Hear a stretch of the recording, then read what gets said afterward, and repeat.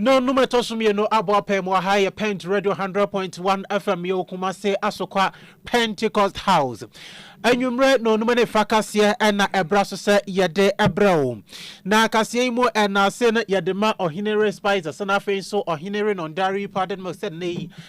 Oti enka yede dia ekoso maimu ni amahodo so yede ebrao. Se ke okay wono ena e technical room no ma ena nyumre wo streaming live. O Facebook na face YouTube ede emayen. Na kasie ni mu ensam no dia obeti bi ene se General Secretary of the Church of Pentecost Apostle Samuel Jau Obuobi was it agidifo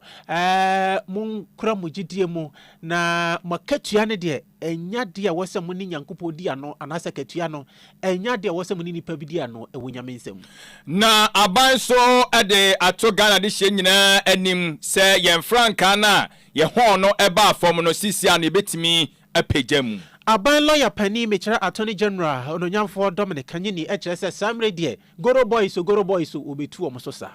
na sanso na owura afenyo marking ono eye domketo omra sebedwam anoba no dani wo se aban ba ye wayi dwumadi asombo abandada na wo ye bebo manwuma sem akona nim no wayi afiri won ha adwene Ghana Education Service HSS wonom abie wonom portal ni manase wonom ensem anei obibia wosusu se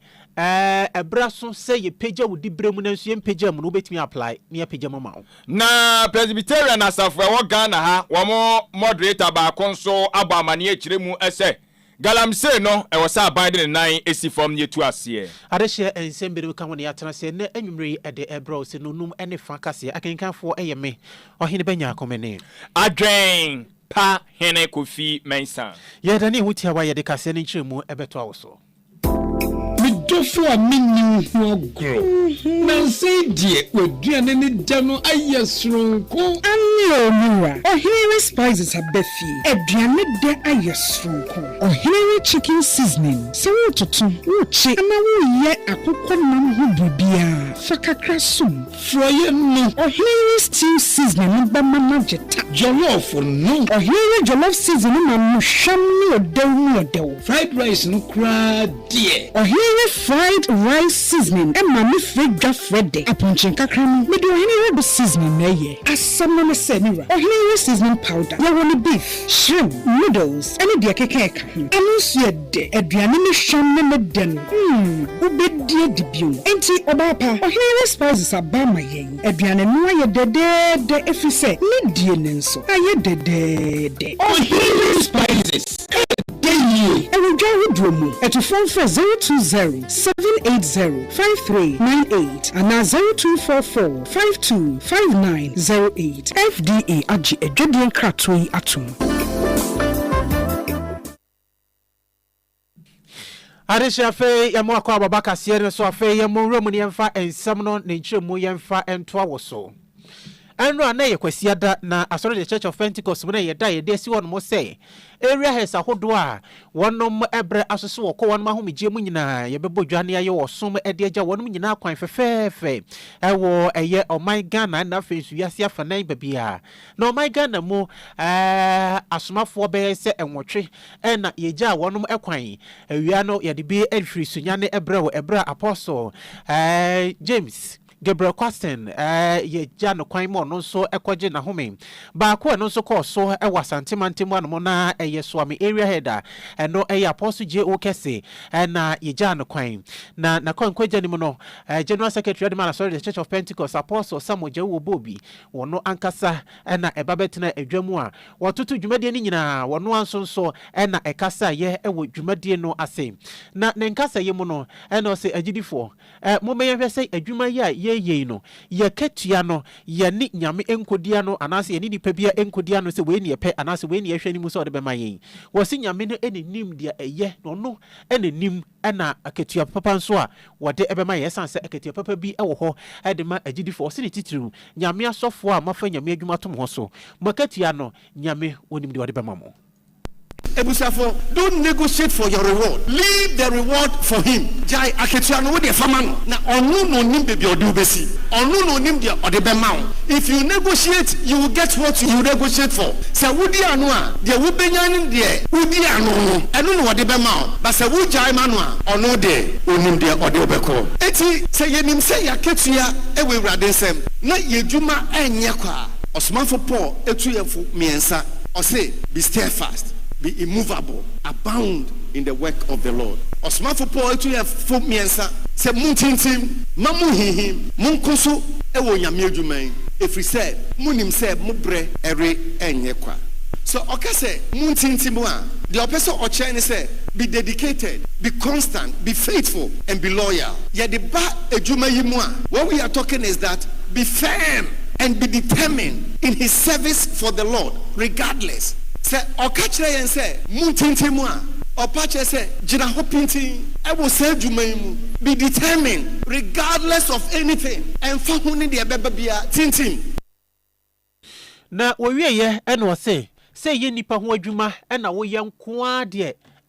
ube hia wo hawo nipa be so wie tia wo akwansidi bebre ye na beba wakwan mu wo se bi ho no mpo a obi asemo a obeka no ebetimi abu abam nanso ni nyina mu no wo se utimi ejina emma we mu bia emu wabam emma wontwe emfemfiri nyame adwuma o ye no ho ye nipa ye koya obi betumi aka asem wahwe ya ebehaw obi betumi aye bibi wahwe ya ebehaw nanso osmanfo Paul say be immovable menwoso emma obi nka bibi emma ne nchim wadwene emma obi nya bibi emma ne nane wadwene de ode ahye wonsa no hweso na ye enso me pese me ma wote asese ye kasamu obi betumi aka bibi amana to hintidua wa wo somafo betumi aka bibi amana to hintidua wa wo sofo betumi aka bibi ama to hintidua asori ba asori pani wo presbytery betumi asori etiaw aka bibi amana to hintidua. But I want to encourage you in all these things be immovable emma bibi hihimo emma bibi to hintidua. It was more for Paul say yenim say ye brere nya kwa ewurade mu de a ene be steadfast. Number 2 be immovable. Abound in the work of God. Kosua wonyame adwumam kosua na wonyame adwumam emma bibi hawadwene emma bibi ntwebonsan bibi betwewasan but move on, be determined, push ahead, work harder, because we know that there is going to be a day that our reward will be handed into our hands. Every member what they are ketua ebesha yensem enti ma bibi ntwebonsan emma bibi nsaka wadwene ne mu bibi wo ha esebo ya abound in the work of God.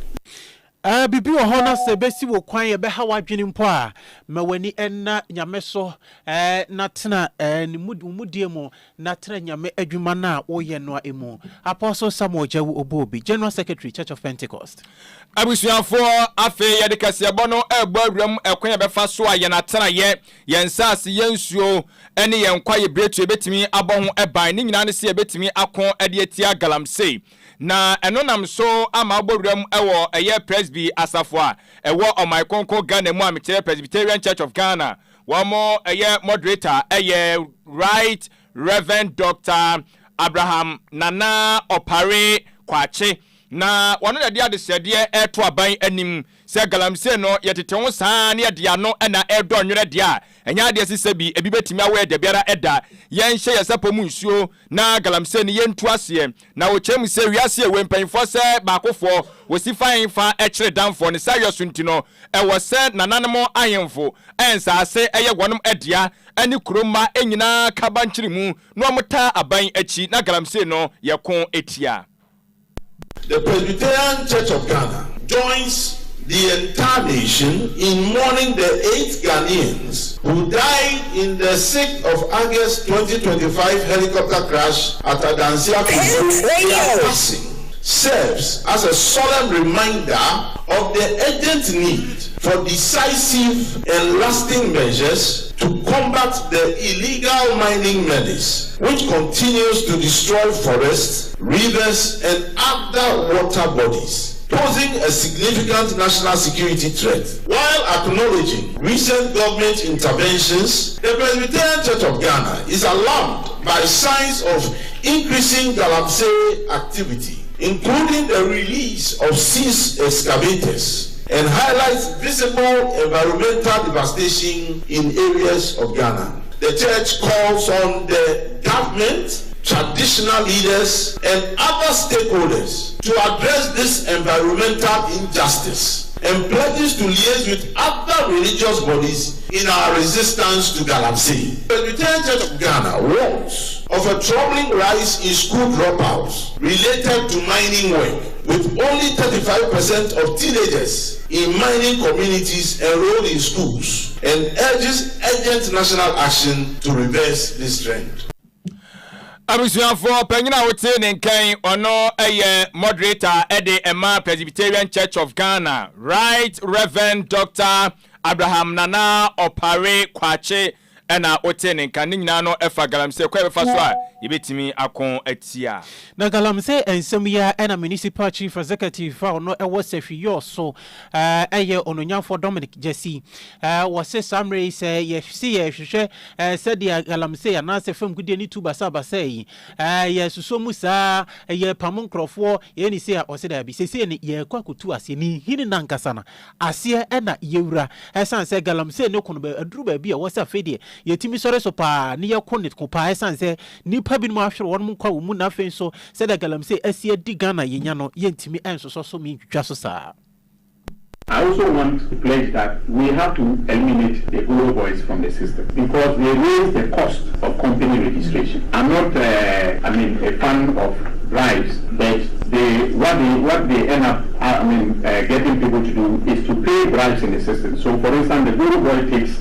the esino ma ebiu ensi omangana mubio na asre se ene itwemu a with the science ne the movement illegal mining will be something else se yinimyen bibia omoye illegal mining no I can say motu kwa komanfo nkro so am koyi bia ye frɛ no mmafie omunyai enough is enough the boba no the memete no enye the said ye and the war na ye woji against illegal mining no has never happened in this country. I can say that for the fact the mesre se mu bi unyobi ebusoni bi eyebi baby arabia tunufo catcher no omofie ne ya after many day I cannot guarantee what will happen a very ruthless the meeting can mean se bubu menka enwasem bi win dem say ade illegal de illegal the ese no more than enough. The ese no na chese ebroso na no na wo kire ohawa Galamsey e dia bre o my Ghana.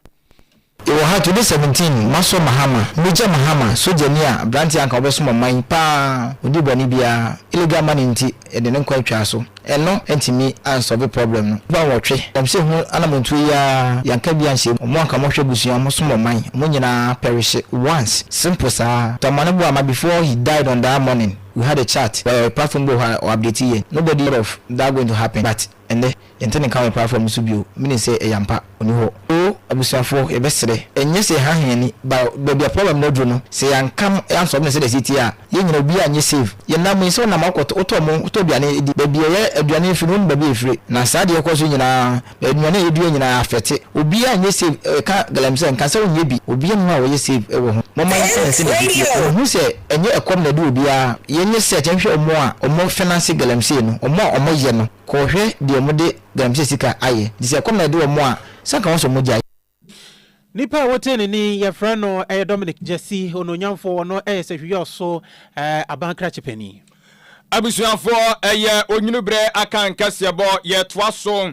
na sedi ye nyina no ye nimsam ne yasumsam se anano okuada ne no ye osanabosum de toso nsia afempim ye no ene aduonu enum arehosam ene breachie bo omayi wo sikaman eno ewa danse akrofrom asantemantamu asrafo wiem hye konya kwanhia ma nam so ye hwera adehia twetwuro makomako enwoche a na mumienu nkrofo mo eboa asom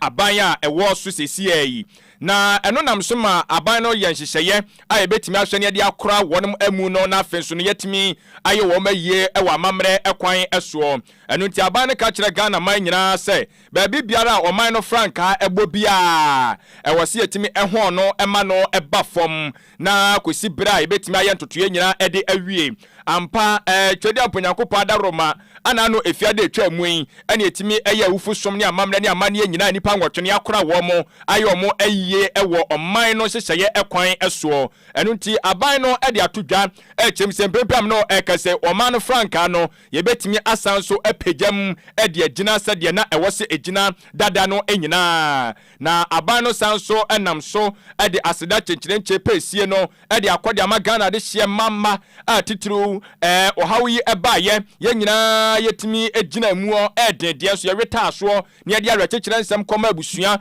wɔnom ɔmo ho ɛnso so aka nyinaa wɔse wɔda ɔman Ghana de hyɛ mama nyinaa ase afei nananom ɛne ɛyɛ kristofoɔ mpanyimfoɔ nkramofoɔ mpanyimfoɔ ankorankora nkabomkuo ahodoɔ amanyɔkuo ahodoɔ kyɛ sɛ wɔse Ghana na kyɛ sɛ ade na awerɛho so ɛduru baabi no nkabom sononko bi yɛde baayɛ no na asan so ama yɛnya nidasoɔ kɛseɛ paa nti no yɛde obi biara ase yɛntumi nyi obi biara ɛnso ɛmfiri mu na saa nsɛm wei nyinaa no aban no ɛnam ɛyɛ aban no gya asehene ɛso chief of staff Owura Julius Debra ɛso nagya wɔde nkrataa ɛba mmɔnten ɛso a wɔde aseda kyerɛkyerɛ yi ɛkɔ ɛde ama Ghanafoɔ ɛwɔ ɛyɛ ayiyɔ ɛne hyehyɛ ɛyɛ ɛde gya ade hyɛ maako ngɔtwe a wɔn ɛso hwere wɔn nkwa no ɛho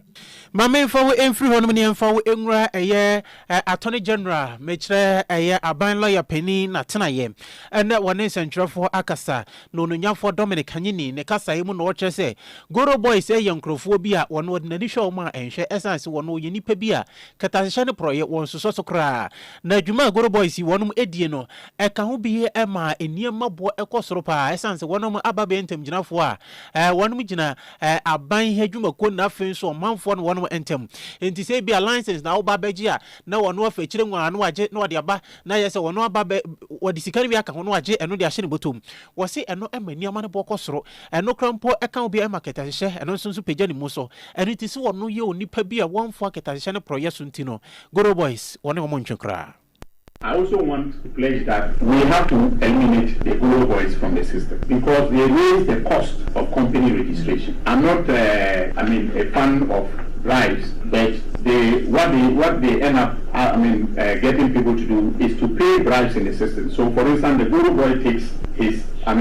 fee in quotes. There has to give somebody in the system part of that fee in order that the person will speed up the registration for the Goro Boys. Okay, so much as it speeds up the system in a way, it is a very crooked way of speeding up the system. And then it also encourages bribery, of public officers who are genuinely doing their business. So if we can eliminate all the bottlenecks and make it possible for people to come in, either physically or remotely be able to register companies with ease, we will be able to eliminate the specter of Goro Boys, always hovering around the place and then making it possible for or impossible for people to go through the process of registration smoothly. Ania woti ye eyo no nyafo Dr. Dominic Kanyini wono ye Attorney General. Abusuafo na uborem ewo mrahye bedwamu a dom ketwa awomo ene MPP aban no na ehwi ebomo womano ba no dani eye Owura Alexander Afenyo Markin onu kro ya aborem ewo finfini mantemu a efutu abato mpesua somra se bedwani eno no akra ede atudwa Obama ne ese aban ya ewo so sesi a Owura John Dramani Mahama ne na pamfo nyamianim no kure ni omoba omatwa na mo bi a enam so esi enwuma ewo senkaja ebusuo ewo memma maburu titru nya bi eye no eho enso eya atonserpe otwa ne nkasa yeso se dwumadi ahodo bi etise one district one factory 1D 1F aban we abaye chese unhu sade opese wo kire se wo yi afiri ho se wo toa so wo ye ni deyo ayesi nwantan uye no so firi wodo ma abandada no ye nhihye ya yetimi eboa ya companies ahodo bi wodo ma etuo tue na kenfo mu nhihye mu bi nanso aban ba betwa san nhihye ni nyina emu enti amannei obi enya sika no obi adwuma na osa edwene ho etuo nti enti wo chese aban NDC aban yi omo nhihye omo ye ni nyina no wanhwa asabio ebema nnwuma ho aye den diama emabunu pa ebe ha adwene bibiri.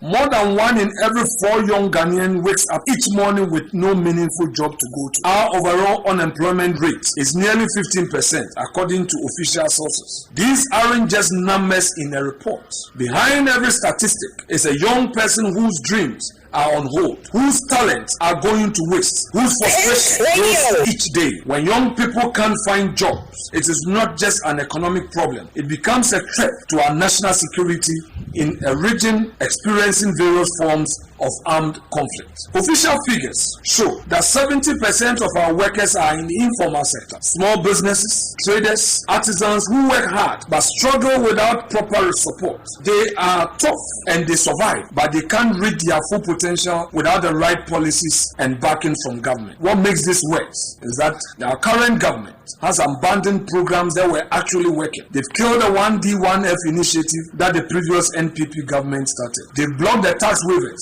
that were to help industries grow under that program. Tax waivers that were to help create real jobs for the real people. Here's what this means. When government fails to create the right economic environment to inspire the creation of new jobs, young people must innovate to create their own. When leaders won't build opportunities, the next generation of leaders must build them from the scratch. The choice is simple. Either we solve this unemployment crisis or it will solve us in ways we won't like. Eni auti ye ayemra shebe dwani de made shomo efitu abato mpesua so dom ketu a womra shebe dwam minority no ono ene o mano ba no dani Oru Alexander Fenyo Markin. Afa momentum me bo ase na mintutu mfa ma na we e akyerkyerefo wono adie mu a Ghana Education Service sesi afento akyerkyerefo anim na wonom ade krata ba habonten se ene wonom abie eye portal no eye abefo kwan so eye wonom website wonom na bia wonom abie mu no portal no wonom abie se obi bia wususu se ebra so se yetimi epeja odi bremu anase ye bo waba so yepeja o rank promotion se ye beka na obrofo kasem no ebra aso na fe wonom abie portal nim se bra na bra be apply na sa application you know one more betting apply say opese we deputy director of education afa assistant director 1 afa assistant director 2 and principal superintendent and the kika ho nyina na portal ya wonum abie no eneyi na wonum abie no etuoma ebegina so akosi efiada September bosome no ne da etoso enum na chese wonum aklosi no Natie was say Obibia opese wo apply so opese wo apply for deputy director e was so you be a ukita assistant director 1 dada na sa position so na ekita wo no so no ane wono mu a akwa PhD ahodo and na fe so masters degree mo so mo pese mo apply no e was so you be a ekosi 2020 na chese ukita sa certificate na sa abodi krata no wonsa aka na uko na se uko kwa apply ewo wonom website wonom a uwia akande a wode ebeka ho na se niam a wode beka ho no upload your wonom your passport size photograph afei or last promotion anasa appointment letter yedima o eno so be upload e de aka ho and afenso your highest academic certificate and afenso document bia na chese PhD ene kita wa e wo so utimi upload e no so ne soft copy e de eto ho no mo na wo apply we a na chese afi watwen one so no watwen o promotion no nyame adoma wonsa betimi aka nti wonu abie mu e free en nedwo e osanabo so me de to so edu enwatwi eto ma kosi eye September e bobo so me da beto so enum Adishimama ye pim so ewo onyinubere aka nkese ebo no eso Connection Sayo Paint Radio 100.1 na uborem ewo NDC amanyoko ni emu a wapanyini a wono eye kwankyerefo ba wono mo hwa amamra adwumadie ne ntotoye eso no ono Director of Legal Affairs Oru lawyer Ajuzi Tamaklu on kasai akra kyerɛ sɛ United Kingdom Bar Association for mo den krata bi aba monten so a wo mo ka kyerɛ mampanyin His Excellency John Dramani Mahama sɛ anamotu a watu a mpempenyin maame Gertrude Araba Tokonu ya suspend no ordinary free Chief Justice Dibia no enwo no enhyɛ da ento asomu enti ebe ya aka mampanyin sanso enko no mra biem na no ana emranim ni Tamaklo kyerɛ mu sɛ Ghana United Kingdom Bar Association for nyame nkroni omo yankofo bi o ma be omo nim de pa eti akoba se omkotu anamo bi atu sese ya odwene ho awonte ase ye tie mam ya ompeso omkyese amamra ne yenim mu hyehye ya na giso mmom na be kyerɛ ye se de amamra ne afanya adwuma wo kyese no de nyade se be ma kwan amana ya adwuma. First of all, let's put matters in proper perspective. These two groups are what you call professional association, like the way we have Ghana Medical and Dental Council in Ghana. It is like how we have the Ghana Bar Association here, Nigerian Bar Association. That is what they are. Now, when you read their statement, particularly the caption, immediately and without delay, that's arrogance. That is complete arrogance. That statement is completely condescending. I think they should withdraw it and apologize to the President of the Republic of Ghana. What impudence! Like in a typical area home, they will say, Madam, like, who are you? What do you mean? How dare you? Like, seriously? Look, first of all, President John Dramani Mahama derives his mandate from 57% of persons who were ready to vote on the 7th day of December. Because that statement is so insulting. Never again are we going to entertain. And I'm restraining myself. Because how in God's name will the president who has taken the oath of office and affirm or swore that he is going to respect the laws of this republic, and guess who? Before whom he took that oath? Any out ye wano wayam lanimuni mapa ewo meimu uborem ewo National Democratic Congress and Samanyu Kuduma therefore emrasi seye nyina no wotua ano mlanimuni aduji tamaklu ana atene kanu Harisha yemfri yemai munafe yemfa wo emura munko omai foforo eso ensem ye ko ya yenuanom eye Nigeria heya alata ya Nigeria na yekopiemu ewo Nigeria eye empomode adwumako bi a wonom DNA na wonom aya bondi eye smart DNA Nigeria wonom aye hwehwemu na hwehwemu a mo ye no na efa wonom a wonom awowo na emofra no ejanum a wonom ahwe mofra no wonom ye eja na se wonom enye eja chese paternity test bi DNA test na wonom eye na wonom ye no se hwehwemu na eba ye ne kire se ewo Nigeria mamu wiyi emofra na se nipa enan bi asi wonom a baako eja na ohwe na nya ne ba enti se wiyi mofra nan si wonom a baako de eja no enya ne ba no na no wa chese dodo na so so ye abakanfo no firstborn fo no obeko firstborn na chese enye papa no ne ba akwa ne wedding dondo na so first fruit nya na ate obi na ate abofra na enye wo dia na eno na smart dia na chese enhwemu a wonom ye ne sunsanso na se kire pa ene se no kwaredie enhyeda enni ho no kwaredie enni wo kra ewo awafo ntem ama gidie sunso awarefo wo ewo wonom ekunu no wonom yere no ntem no gidie no eno sunso eso ate wei eye afempinu ene aduonu nan na afenso afempinu ene aduonu num 2024-2025 research a wonom eye eni wonom share research na se eye June 2024 ene obabe wie ye eye Washasi July 2024 no be June 2025 and what you say 25% a chese ewo oman ni mu ejanom emofra wo hwe no wono enye wonom emma no de toto afimpinu ne aduonu miensa na afinso afimpinu ne aduonu enan 2023-2024 year no research won mu ye ya na chese abafom kitu ebi 2023 de na ejina 27% na yese oman ni mu no emofra wo hono na se nipa wo hono no 27% no wonom janom ayirim se wonom ajana nye wonom ajana no na 2025 de na ba be chese eso ati aba 2025 was still da so wasoro awei hadwen na ni nyina ne se gidie no no kwaredie eni aware mu adwenpa ne da hono no areho DNA test almost de chese firstborn for ne de firstborn for ne odisi wono ma chese also wodi nipa be se edu bia si wono ma hansia firstborn no nye ne ba no so ya de no ye de share wa na de sene de ka wa ne share na no so de fa baby enti adehye baby ada ekoso ya ni pitirimo ha na braba ma ye kwan me de kase ne nyina ye de aba baby ne yenhwe ensam no dia edi emu akotene ebiem apostle Samuel Jawu obo bia de ato agidifo anim se ye bre enye kwa ma ye ni nyame emba geni anase enni ano se enhira we ne epa na se ketua we ne epe nyame na ebe mayen eketua pa na sanso na presby moderator so echire mu ese